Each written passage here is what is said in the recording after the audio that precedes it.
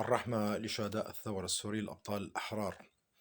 اللي صار مبارحة بالشيخ مقصود من جماعة قنديل الإرهابيين ما كفانا لسه ظلم الأسد بعد ما دعسنا عليه. هلا بيجونا جماعة قنديل القصف العشوائي والأمور هذه.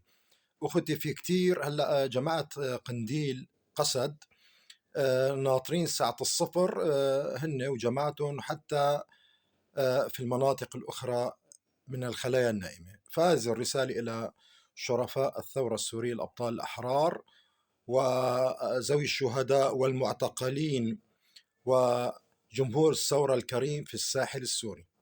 اليوم نحن علينا أن نكون في قمة المراقبة، في قمة الوعي، الحس الأمني.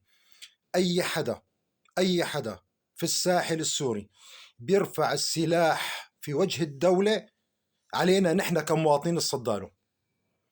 علينا كمواطنين نصداله. وأنا بعرف كتير من الشباب أي سلاح يرفع في وجه الدولة في الساحل السوري على الشرفاء السوريين التصدي لهذه المحاولة فورا، لأنه كتير من فلول مدسوسين بين العالم ومعهم سلاح ويتربصون لحظة الغدر في الدولة السورية في الساحل السوري.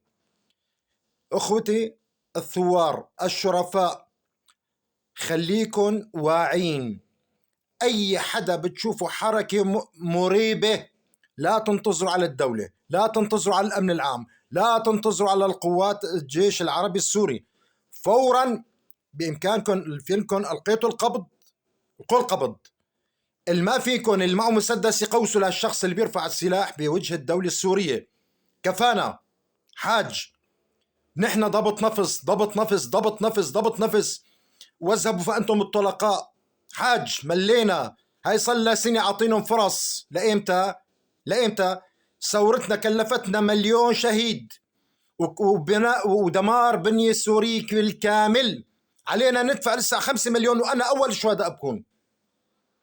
أخوتي في الساحل السوري، أحرار جبلة، بنياس، اللاذقية، خليكن واعين. من جماعة الظلام هدول، جماعة